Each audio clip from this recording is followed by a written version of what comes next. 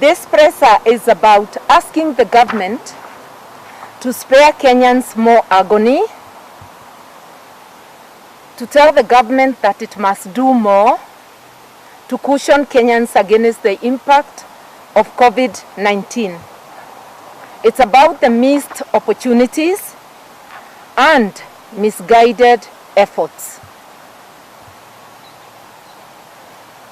We begin this press conference with a sober acknowledgement of the many who have died from COVID-19 complications. During this current wave of COVID-19 infections, many of us have either lost loved ones or know of someone who has.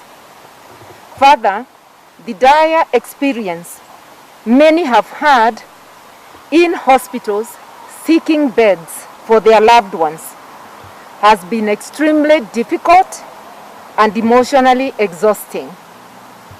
Our prayers are with those who have lost their loved ones as we continue to navigate this very challenging period, whose severity could have been mitigated by better planning and preparedness by our government.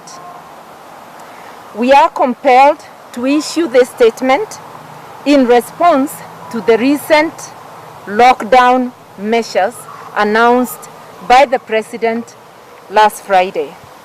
Among other measures, the President announced cessation of movement in 5 counties: Nairobi, Kiambu, Machakos, Kajiado, Nakuru. These 5 counties are the gateway to all the other counties of Kenya. So in effect, this cessation of movement in 5 counties is in effect a lockdown of the entire country. The first lockdown that was initiated almost a year ago to date resulted in economic shockwaves that reverberated countrywide and continue to have an impact to this present day. Although several stimulus interventions were put in place to cushion Kenyans at that time, the impact of the pandemic resulted in massive job losses, disruption of schooling, strained healthcare provision, and more challenges were experienced and are still being experienced. It was as though the country's heart had stopped beating. The relaxation of the lockdown 4 months later was therefore a welcome relief, coming at a time many businesses had greatly suffered losses, forcing them to either scale down or close down altogether.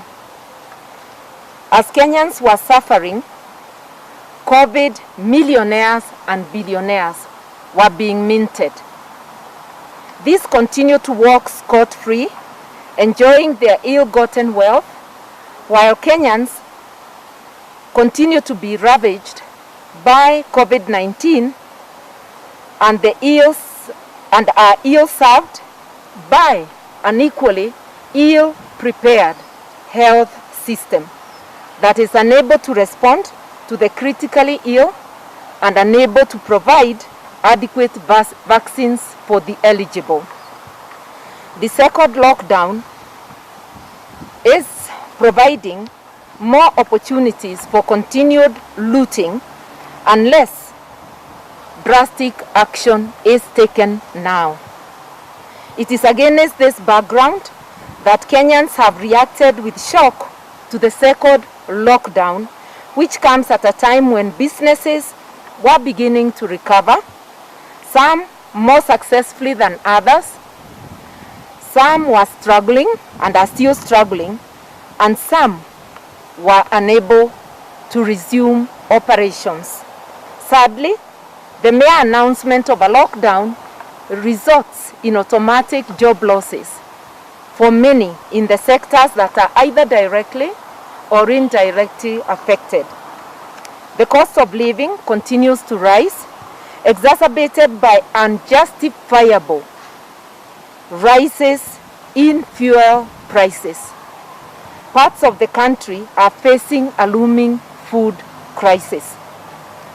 There is desperate lack of access to healthcare for many, against a backdrop of overwhelmed and overworked and underprotected healthcare workforce. We are greatly aggrieved that the Jubilee administration did not outline any measures to address these hardships as they announced the lockdown. A lockdown is not an end in itself. It is supposed to slow community transmission while giving the country adequate time to prepare to respond to the pandemic. This is actually what the first lockdown should have done for us. This is what it should have achieved, but did not achieve because nothing was done. Without plans and funding to procure adequate vaccines and improve our health services in all the 47 counties, the lockdown is but a haphazard measure that will only create more suffering to the vulnerable without any tangible benefit. Kenyans will recall that a majority of citizens zealously observed the COVID-19 protocols and that it is the top political class who led their supporters into mass rallies for BBI and for the just concluded by-elections, and who broke all the known COVID protocols. It is sad that it is Kenyans, the ordinary citizens, who are now facing the hardships brought about by the lockdown. I would say bearing the burden of these brutal economic realities. We are telling the government that it must do the following in order to cushion Kenyans against the impact of the response to the new wave of COVID-19. The President and his cabinet must do the following. 1, immediately take up the cost of testing and treatment of COVID-19 in all government facilities countrywide. 2, intensify testing and vaccination in the areas designated as disease-infected zones. That is the 5 counties, to ensure a return to normalcy at the earliest opportunity. But we also insist that the vaccine should be available countrywide to the eligible. The government must urgently procure adequate vaccines to cover all those in need and eligible for the vaccines. The government must take immediate steps to enhance capacity in all county hospitals for testing and response to the critically ill, including the management of the daily health needs of Kenyans. The government must immediately provide food subsidies and expand cash transfers to the vulnerable.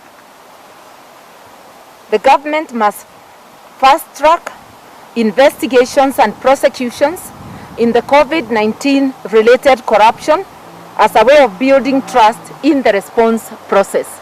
That's the only way we can know that this is not yet another opportunity to create another band of COVID millionaires and billionaires.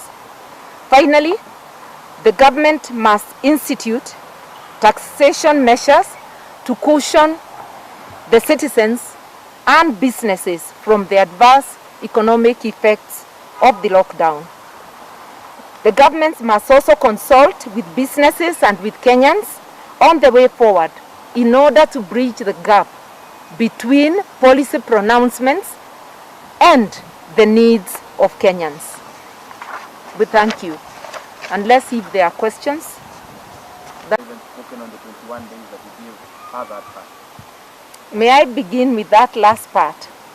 As citizens, our duty is to keep demanding accountability from the government, to keep applying the pressure for the government to step up the plate.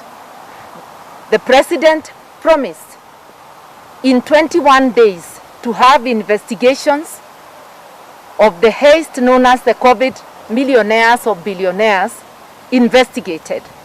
This has failed. We are reminding him for the umpteenth time. 21 days are over.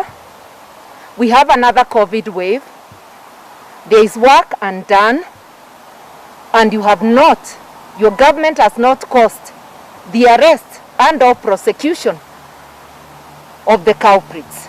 We must continue to demand accountability and also to demand action. It's a case of missed opportunities and misguided efforts. 1 year is long enough.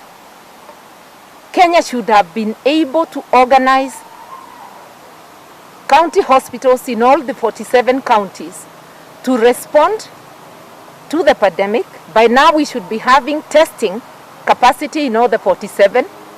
We should be having capacity to respond to the critically ill, and we should have had the benefit of improved healthcare services across the counties to respond to the daily ailments that afflict Kenyans. This is what we are talking about. We are fulfilling our civic duty as citizens, as a political party, to demand accountability. And we will not tire to do this. You are one of the biggest people who... May I demystify the BBI falsehood? There is nothing that enhances the fight against corruption in the BBI. That is contained in Chapter 6 of our Constitution. The same Constitution does talk about expeditious provision of justice. So already our Constitution and our laws have a framework to ensure that cases are heard real time.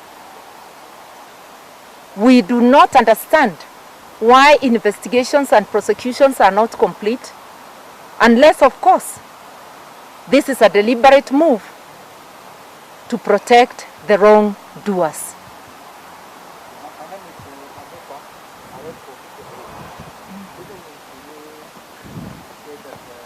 The statement, what we are saying is this: we are demanding provision of funds for specific measures to mitigate the effects of the lockdown. Yet, if the COVID billionaires and millionaires remain unpunished, any funds provided are likely to again be abused and misused. That's what we are cautioning about. I think you're satisfied. Maybe one more.